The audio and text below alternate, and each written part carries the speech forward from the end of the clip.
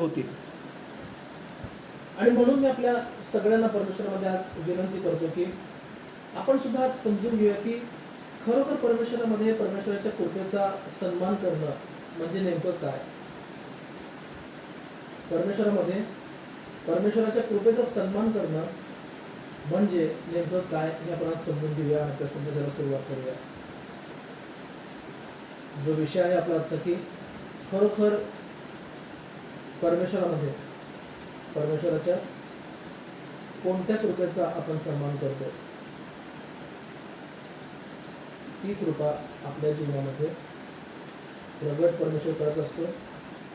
ती कृपा परमेश्वर आपल्या जीवनामध्ये आपल्याला देत असतो. वचन सांगतं, एलीचे मुलं स्वतः करता पहिल्यांदा वधायला आणलेल्या, समर्पणाकरता आणलेल्या, परमेश्वरासाठी अर्पण म्हणून आणलेल्या त्या अर्पणाचा हिस्सा, त्या अर्पणाचा वाटा निवडून घेत असायचे. परमेश्वराला अर्पण करण्या अगोदरच, परमेश्वराकरता वेगळं करण्या अगोदरच एलीची लेकरं स्वतः करता पहिल्यांदा काही भाग वेगळा करून घ्यायचे. हे समजून न घेता, हे जाणून न घेता की तो वाटा त्यांना तेव्हा मिळतो, तो वाटा त्यांच्याकरता तेव्हा देण्यात येतो जेव्हा पहिल्यांदा परमेश्वराला दिला जातो. जेव्हा पहिल्यांदा तो वाटा परमेश्वरा प्रित्यर्थ पहिल्यांदा अर्पण केला जातो, मग त्यांना मिळेल. हे ध्यानात असून सुद्धा, हे माहीत असून सुद्धा एलीची लेकरं, एलीची मुलं स्वतःसाठी पहिल्यांदा हिस्सा बाजूला काढून घ्यायचे. आणि यातून काय समजतं की त्यांची या प्रकारची वागणूक परमेश्वराचा संदेष्टा शमूएल याला सुद्धा इस्रायल लोकांसह पटणारी अशी झालेली नव्हती. त्यांची ही वागणूक त्याला सुद्धा पटत नव्हती. वचन सांगतं तसं असून सुद्धा ज्या वेळेस त्याच्या आईने परमेश्वराच्या मंदिरामध्ये शमूएल बाळाला पाठवलं, त्यावेळेस शमूएल बाळ त्यांच्या वागण्याकडे न पाहत बसता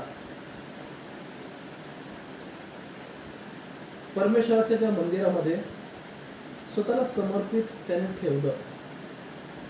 स्वतःला त्याने त्या मंदिरामध्ये परमेश्वराच्या समर्पित राहू दिलं. तुमचे मुलं असं वागतात, मी तुमच्या मुलांसोबत कसं राहू, तुमच्या मुलांना तुम्ही काहीच सवय लावत नाही, तुमच्या मुलांना तुम्ही काहीच वळण लावत नाही, अशा प्रकारचे उलट प्रश्न करण्याच्या ऐवजी वचन स्पष्ट करतं आपल्या सगळ्यांना. परमेश्वराचं वचन स्पष्ट करतं की तरीही तो एली याजकाच्या अधीनतेमध्ये राहिला. पहिले शमूएल 2 अध्याय 11व्या वचनापासून पुढं. थँक्यू ताई. तो कधीही एली याजकाला उलट बोलला नाही.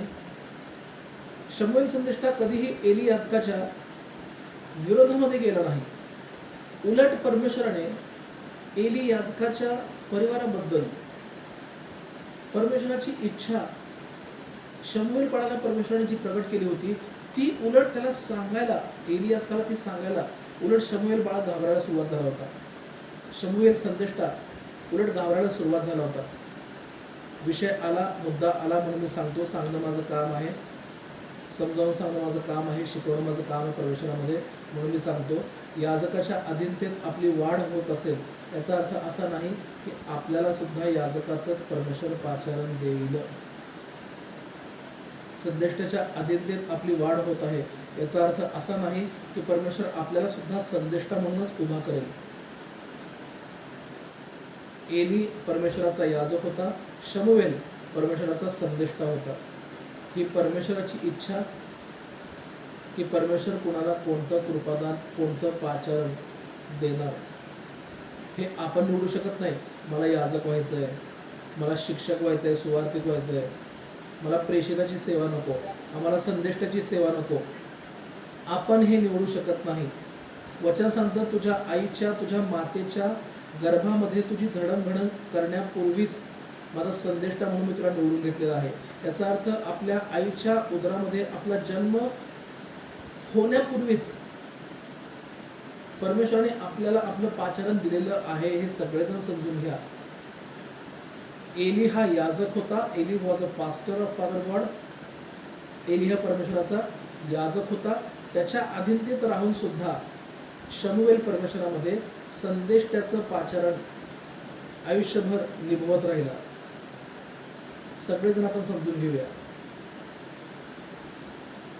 मी याजकाच्या अधीनतेत आहे म्हणून मी सुद्धा याजकाचीच सेवा केली पाहिजे असं नाही.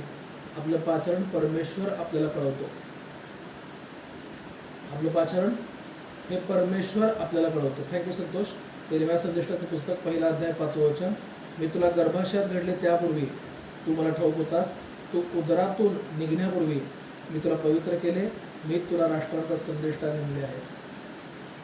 आपल्या प्रत्येकाला ही गोष्ट ठाऊक असणं गरजेचं आहे म्हणून मी सांगितलं. हा आपला विषय नाही आहे पण आपल्याला माहीत असणं गरजेचं आहे म्हणून मी सांगितलं. तर परमेश्वरामध्ये हे आपल्या प्रत्येकाला माहीत पाहिजे की एली याजकाची मुलं परमेश्वरामध्ये व्यवस्थित वागत नसून सुद्धा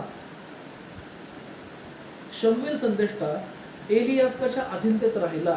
आणि म्हणून लक्षात घ्या, परमेश्वराने परमेश्वराच्या त्या संदेष्टावर परमेश्वराची इतकी अधिक कृपा केली. शमूएल उगाच परमेश्वराचा इतका महान संदेष्टा झालेला नव्हता. शमूएलला हे समजलं होतं की आपल्याला जर का परमेश्वरामध्ये वाढायचं आहे तर पहिल्यांदा त्यांचा सन्मान आपण केला पाहिजे ज्यांच्यावर परमेश्वर कृपा करत आहे.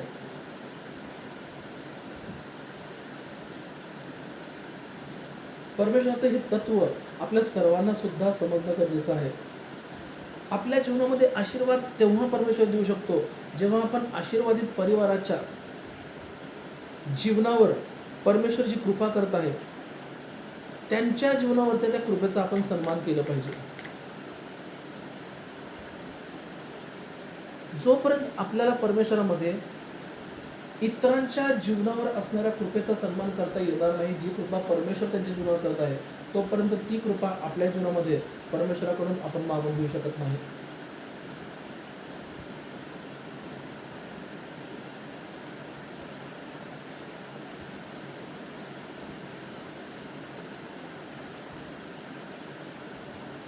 समजून घ्यायच्या गोष्टी आहेत त्या सर्व परमेश्वरामध्ये. ह्या सर्व समजून घ्यायच्या गोष्टी आहेत. लोटाला अब्राहमाच्या जीवनावर परमेश्वर जी कृपा करत होता त्या कृपेचा सन्मान नाही करता आला. त्याला समजून नाही घेता आलं की काकांना परमेश्वराने सांगितलेलं नसताना सुद्धा मी काकांसोबत आलो आणि काकांनी कधी मला हाकलून आतापर्यंत नाही लावलं. आणि म्हणून काकांसोबत राहिलो, परमेश्वराच्या कृपेमध्ये राहिलो, म्हणून इतकं वाढवलं गेलो की माझे सुद्धा गुराखी, माझे सुद्धा मेंढपाळ वाढले. माझ्या गुराख्यांच्या सोबत असणारी सगळी गुरं आणि माझी मेंढपाळ ज्या मेंढरांना सांभाळतात ती मेंढरं सगळ्यांची संख्या वाढली. का वाढली? कारण त्या परमेश्वराच्या सेवकाच्या अधीनतेत मी राहत होतो ज्या सेवकावर परमेश्वराची कृपा होती. लोटाला हे समजलं नाही आणि म्हणून वचन सांगतो जेव्हा तो अब्राहमापासून वेगळा झाला तिथपासून पुढं त्याला गावाच्या वेशीवर जाऊन बसणं जास्त चांगलं वाटू लागलं. ज्या सदोम आणि गमोरा नावाच्या गावामध्ये तो राहायला गेला, आपलं परिवार, आपल्या सोबतचे सगळे गुराखी, आपल्या सोबतचे सगळे मेंढपाळ, आपली सर्व गुरं, आपली सर्व मालमत्ता, आपली सर्व मेंढरं घेऊन त्या सदोमात आणि गमोरात तो राहायला गेला. वचन सांगतं त्या गावामध्ये त्याला राहायची इच्छा होईना. प्रतिदिनी हर एक संध्याकाळी तो गावाच्या वेशीवर जाऊन बसायचा. का जाऊन बसायचा? कारण गावात चालू असलेल्या कृत्यांकडं त्याचं लक्ष नव्हतं. आपल्या सगळ्यांना ही आज परमेश्वराची इच्छा परमेश्वर व्यवस्थित समजावून सांगू इच्छित आहे.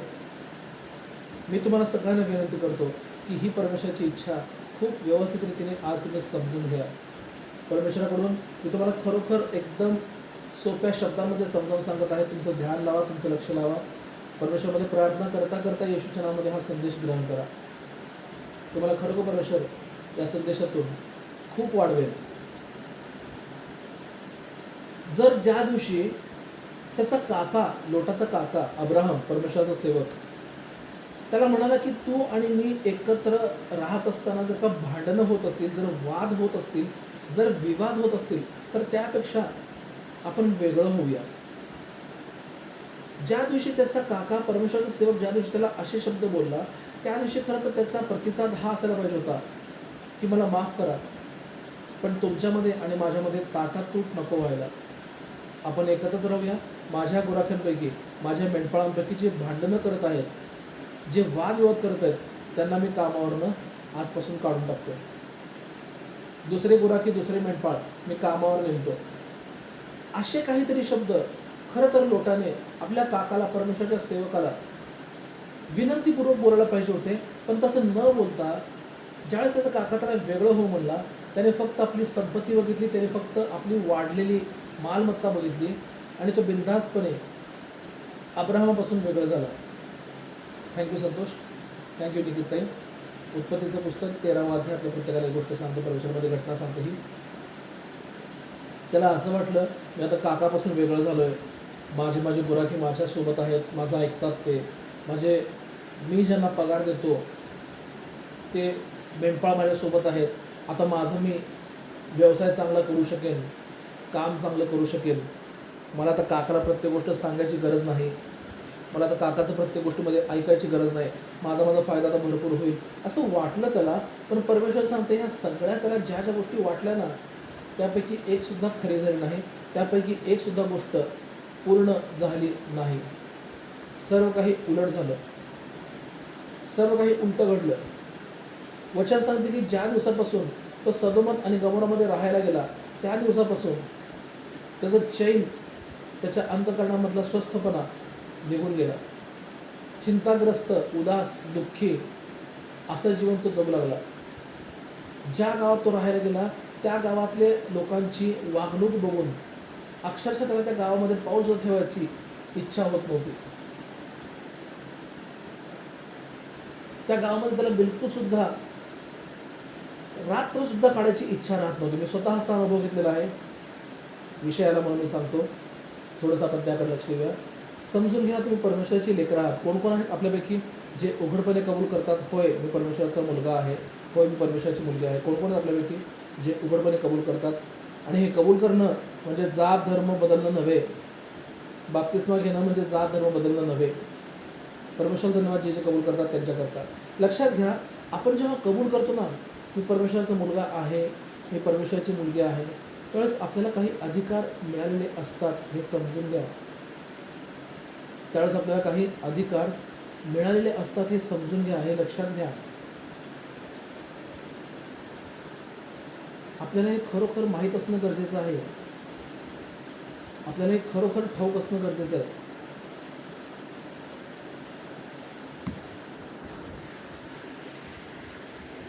आपल्या प्रत्येकाला हे माहीत असणं, आपल्या प्रत्येकाला हे ठाऊक असणं गरजेचं आहे की आपण परमेश्वराचे मुलं आहोत. परमेश्वरामध्ये आपल्याला अधिकार आहे आणि त्या अधिकाराचा आपण उपयोग करू शकतो. त्या अधिकाराचा आपण उपयोग करू शकतो हे आपल्याला माहीत पाहिजे. पण त्या अधिकाराचा उपयोग आपण तोपर्यंत करत राहू शकतो जोपर्यंत आपण जे परमेश्वराची लेकरं परमेश्वराच्या कृपेमध्ये राहतात आणि परमेश्वराने दिलेल्या अधिकाराचा उपयोग करतात, अशांच्या अधीनतेत, अशांच्या संपर्कात आणि अशांच्या जीवनाचा सन्मान करण्यामध्ये जोपर्यंत आपण जोडलेले राहतो तोपर्यंत आपण सुद्धा अधिकाराचा उपयोग करू शकतो. लक्षात घ्या, जिल्हाधिकारी, एखाद्या जिल्ह्याचा अधिकारी का बरं अधिकारांचा उपयोग करू शकतो? कारण भारत सरकारच्या त्या काय म्हणायचं त्याला, कायद्याचं काय असतं ते,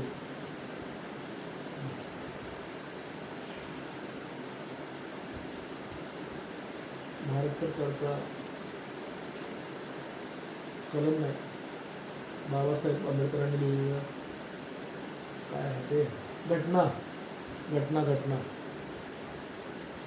आपल्या भारत सरकारची, आपल्या भारत राष्ट्राची जी घटना आहे त्या घटनेमध्ये विशेष करून दिलेल्या प्रत्येक नियमांच्या अधीनतेमध्ये तो जिल्हाधिकारी राहून काम करत असतो आणि म्हणून तो सुद्धा इतरांवर अधिकार चालवू शकतो तोपर्यंत जोपर्यंत त्या संविधानामधले, त्या घटनेमधले, भारताच्या त्या राज्यघटनेमधले, भारताच्या त्या खरोखर संविधानामधले नियम कायदे जोपर्यंत तो जिल्हाधिकारी पाळत असतो तोपर्यंतच तो इतरांवर सुद्धा अधिकार चालवू शकतो. हे तुम्हाला आणि मला सुद्धा समजून घेणं गरजेचं आहे. तो जिल्हाधिकारी त्या संविधानाचा सन्मान करत असतो. बघा, तुम्ही तपासा, थोडंसं ऑब्झर्व करा, थोडंसं निरीक्षण करा. पोलीस लोकांना इच्छा भरपूर असते लगेच चोरांवर काहीतरी कार्यवाही करण्याची, पण ते लगेच चोरांवर कार्यवाही करू शकत नाहीत, एखादी ॲक्शन ते घेऊ शकत नाहीत, कारण संविधानाने त्यांचे हात बांधलेले असतात. त्यांना सुद्धा नियमाने चालावं लागतं. हे आपल्या सगळ्यांना परमेश्वराने समजून घेणं गरजेचं आहे. का जिल्हाधिकारी, का पंतप्रधान त्या वरच्या हुद्द्यावर आहेत? कारण ते सुद्धा कोणत्या तरी कायद्यांचा, नियमांचा सन्मान करतात. तसं तुम्हाला आणि मला देखील समजून घेणं गरजेचं आहे. आपल्या जीवनात परमेश्वर ती कृपा तेव्हा देऊ शकतो ज्या जीवनाचा खरोखर आपल्याला ध्यास आहे, खरोखर आपल्याला परमेश्वरामध्ये खूप इच्छा आहे ज्या जीवनाची, ते जीवन परमेश्वर आपल्याला सुद्धा तेव्हा देऊ शकतो जेव्हा त्या जीवनाचा आपण सन्मान करतो. ज्या जीवनाची आपण अपेक्षा करत असतो ते जीवन ऑलरेडी ज्यांना परमेश्वर दिलेलं आहे अशा लोकांना आपण शोधलं पाहिजे आणि अशा परमेश्वराच्या लोकांचा आपण सन्मान केला पाहिजे.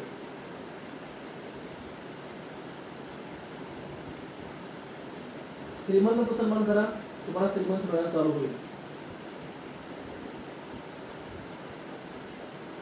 तपासून बघा. श्रीमंताच्या संपर्कात राहा, तुम्ही स्वतः श्रीमंत बनायला सुरू व्हाल, न कळत सुद्धा. हा त्याचा अर्थ हा देखील होतो की ज्या श्रीमंत व्यक्तीचा आपण सन्मान करत असतो त्या श्रीमंत व्यक्तीच्या जीवनामध्ये ज्या अडचणी देखील आहेत ना, त्या सुद्धा आपल्या जीवनामध्ये येणार. हे विसरता कामा नये. कारण ज्याचा आपण सन्मान करत असतो, आपण त्याच्या जीवनावरच्या प्रत्येकच गोष्टीचा सन्मान करत असतो. त्याच्या जीवनातल्या एखाद्या गोष्टीचा आपण सन्मान करू शकत नाही. वचन सांगतं, प्रभू येशू म्हणतो, म्हणूनच म्हणतो प्रभू येशू की माझं अनुकरण करा. प्रेषित पाऊल त्यासाठीच म्हणतो की माझं अनुकरण करा, कारण त्यांच्या जीवनामध्ये कधीच कुठली अडचण घर करून राहिली नाही. त्यांच्या जीवनामध्ये कधीच कोणतं संकट आलंय आणि त्यांना त्रास देत राहिलंय असं झालेलं नाही. तर उलट त्यांच्या जीवनातून असं आपल्याला दिसून येतं की संकट त्यांच्या जीवनामध्ये यायचा प्रयत्न केले आणि विशेष करून परमेश्वराच्या कृपेने या सेवकांनी स्वतःच्या जीवनामध्ये आलेल्या त्या संकटांना असंच घालवून लावलं. थँक्यू ताई. कोरिन्थीकरास पहिलं पत्र 4 अध्याय 16 वचन. म्हणून मी तुम्हाला विनंती करतो की तुम्ही माझे अनुकरण करणारे व्हा. प्रेषित पाऊल आपल्याला विनवतो.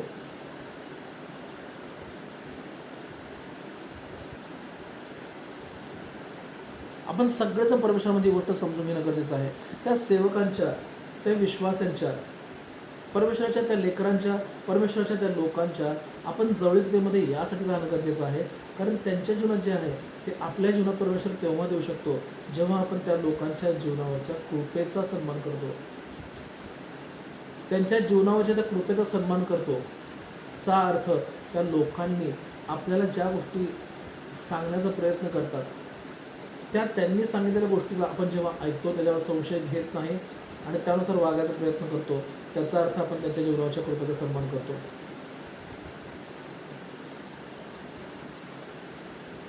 परमेश्वराच्या सेवकांनी मला सांगितलं की तोंड देखलं कधीही कुणालाही परमेश्वराची इच्छा सांगायला जाऊ नको.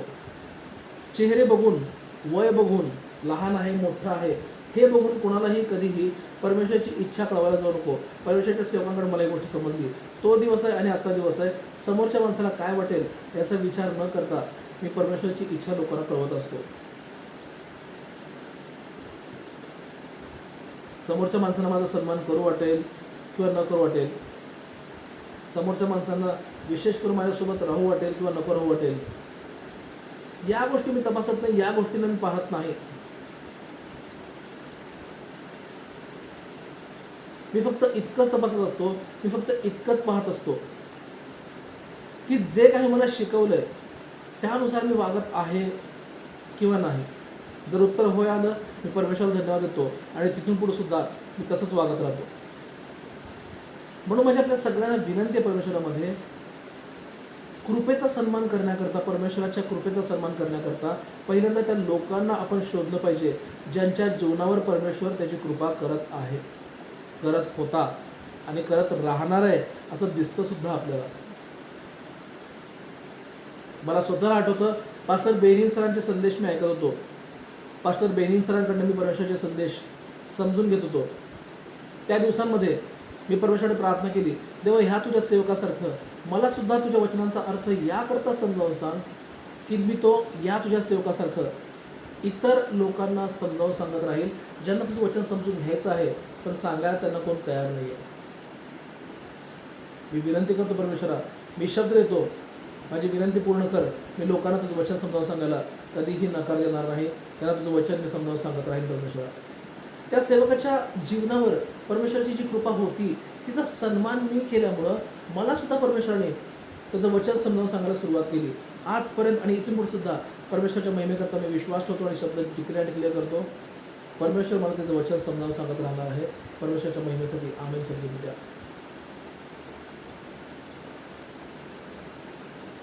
यहूदा इस्करियोतने प्रभू येशूच्या जीवनावर असलेल्या कृपेचा सन्मान नाही केला. यहूदा इस्करियोतला समजलं नाही आणि यहूदा इस्करियोतने समजून सुद्धा घेणं पसंत केलं नाही की पैशाकरता एखाद्याला धरून देणं हे परमेश्वराला संतुष्ट करणारं कृत्य नव्हे. भरपूर पैसे मिळणार आहेत त्याकरता एखाद्याला मार खाऊ घालणं हे परमेश्वराला संतुष्ट करणारं कृत्य नव्हे.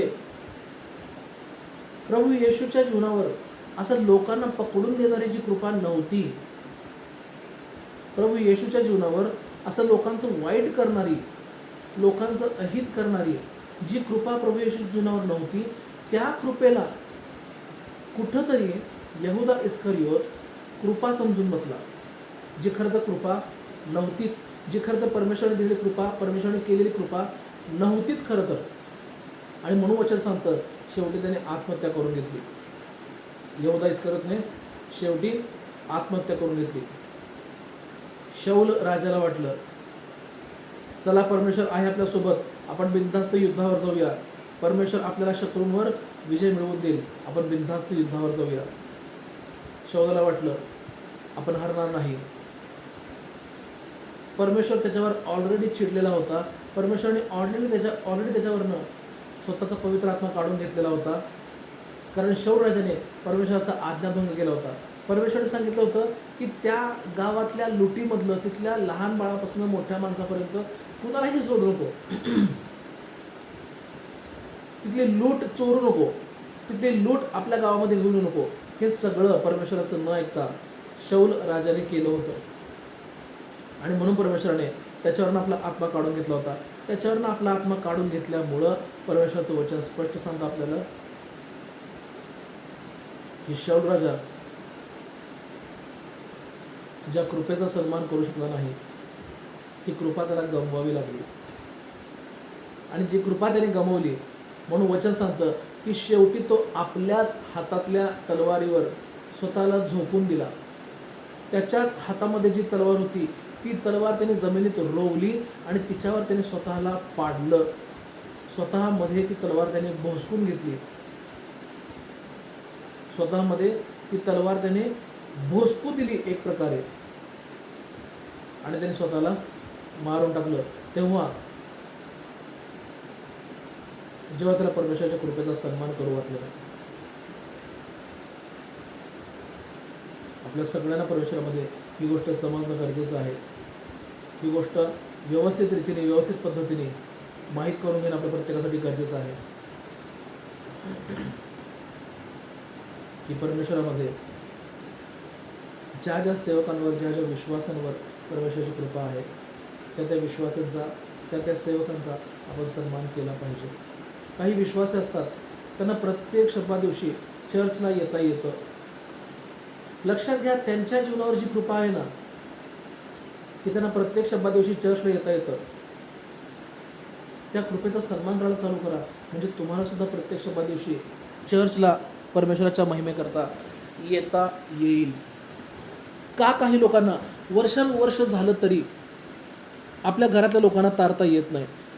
कारण ते त्या लोकांच्या जीवनावरचा कृपेचा सन्मान करत नसतात, ज्यांच्या घरामध्ये परमेश्वर खरोखर मोठमोठे कार्य करत असतो, ज्यांच्या जीवनामध्ये परमेश्वर खरोखर, ज्यांच्या घरामध्ये, ज्यांच्या परिवारातल्या लोकांमध्ये, आप्तजनांच्या जीवनामध्ये परमेश्वर अनेक मोठमोठे चमत्कार करत असतो. अशा विश्वासांच्या जीवनावर ते उलटं जळफळतात. अशा विश्वासांकडं उलटं काही विश्वासिक लक्ष देत नाहीत. पण समजून घ्या, असंच आहे परमेश्वराच्या राज्यामध्ये.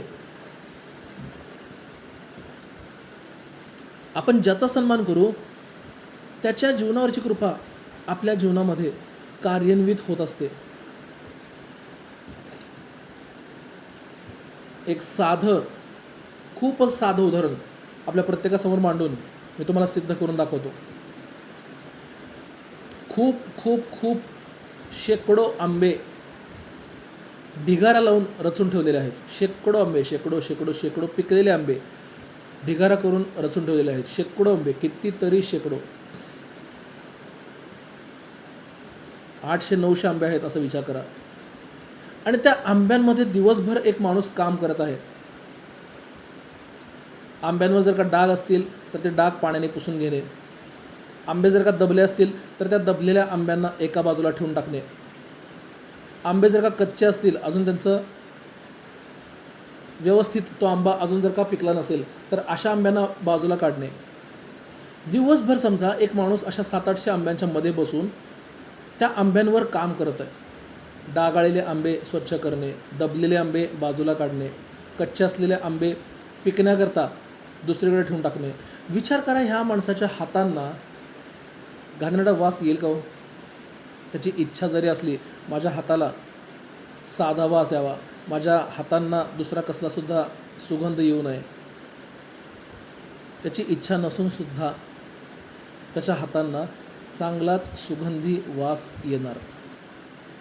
कारण लक्षात घ्या, जे काम तो करत असतो ना, प्रामाणिकपणे, व्यवस्थितपणे, नेटाने, नेमून दिलेल्या वेळेपुरतं जे काम तो करत असतो, त्या वेळेपुरतं त्या कामाला नेटाने केल्याने, त्या कामाला व्यवस्थितपणाने केल्याने त्या कामाचा सुगंध त्याच्या हातावर दिसतो, म्हणजे दिसतोच. हेच आपल्या प्रत्येकाच्या जीवनासाठी लागू आहे. आपल्या जीवनामध्ये आपल्याला जे काही घडावं अशी इच्छा असते, ते आपल्या जीवनात घडवण्यासाठी पहिल्यांदा त्या लोकांना आपल्याला शोधणं गरजेचं आहे, ज्यांच्या जीवनात त्या प्रकारची कृपा काम करत आहे. वचन सांगतं, शताधिपती काय म्हणाला? शताधिपती, दॅट सेंच्युरियन मॅन, ज्याच्या हाताखाली 100पेक्षा जास्त माणसं कामाला होती.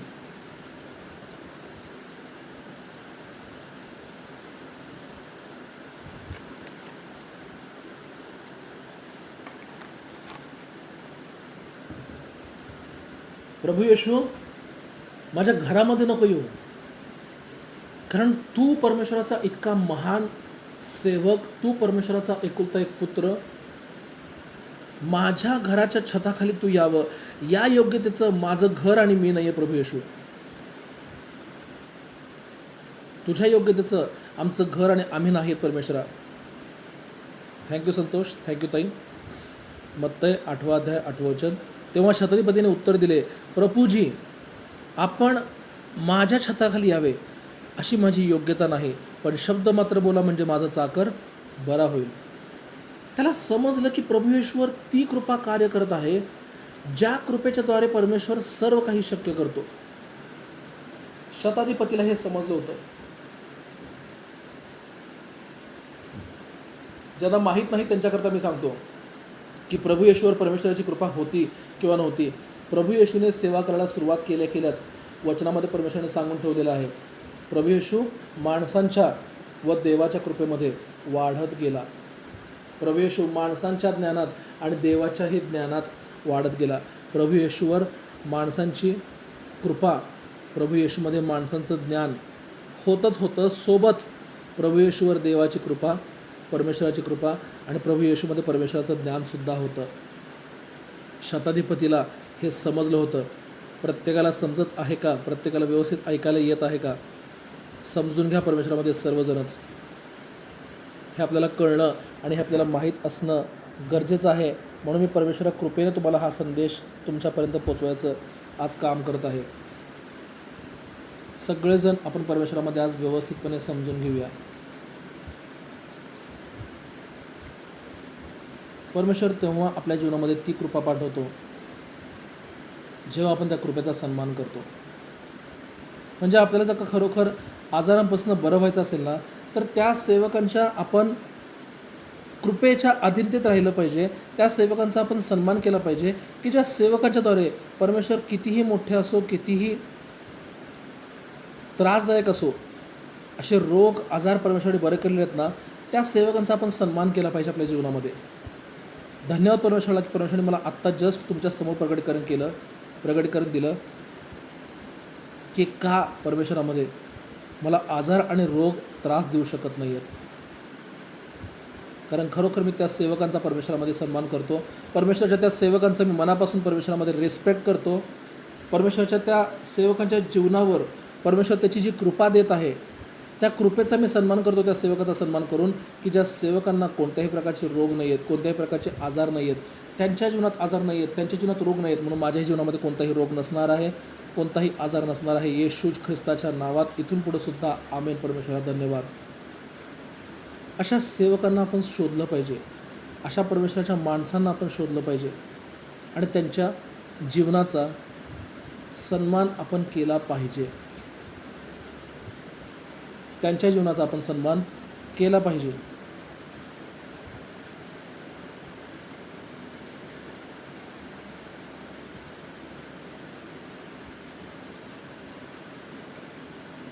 म्हणून तर परमेश्वराने सांगितलेलं आहे की अरे आळशा, मुंगीकडं जा, ती कसं काम करते, आपल्या घरामध्ये अन्न कसं साठवते ते बघ आणि शहाणा हो. आळशी मनुष्याला परमेश्वर काय म्हणतो? मुंगीकडं जा आणि तिच्याकडनं शिक. चा अर्थ तिच्या जीवनावर एक कृपा आहे. कोणती कृपा? काम करत राहण्याची. मुंग्या कंटाळत नाहीत.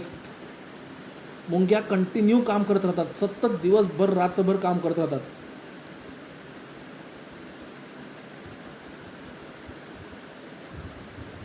म्हणून 8 महिने मुंग्या बसून खातात, कारण 4 महिने मुंग्या इतकं काम करतात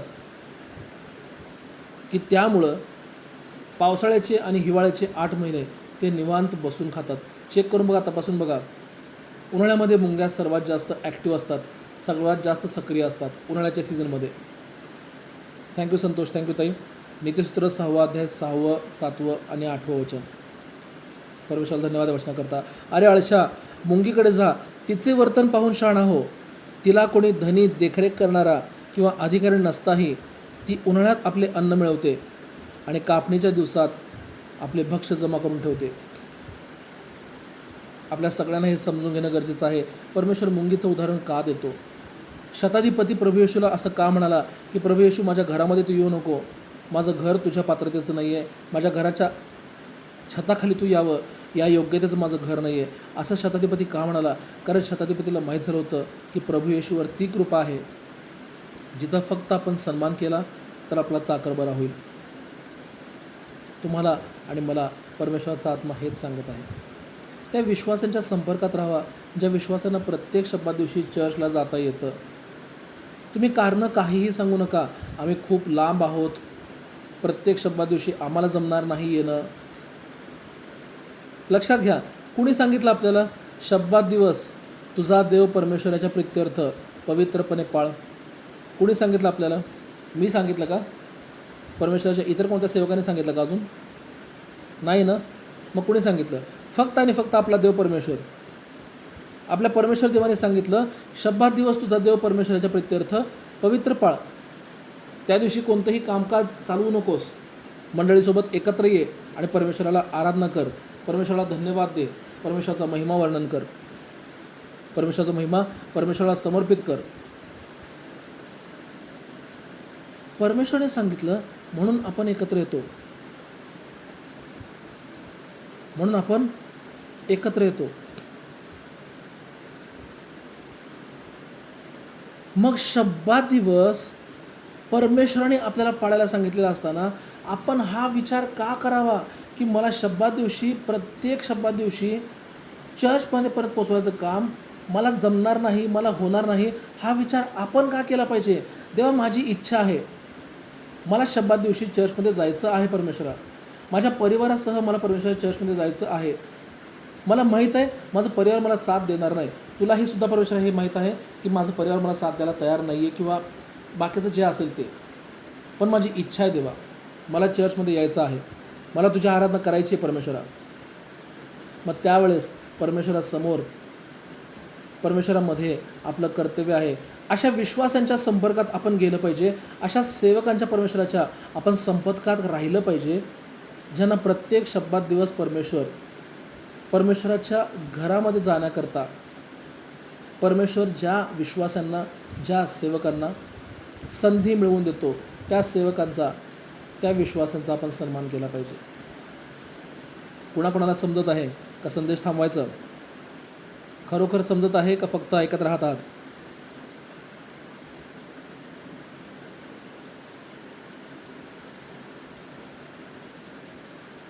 समजून घेऊ आपण सर्वजण, परमेश्वरामध्ये खरोखर आपण सर्वजण समजून घेऊया.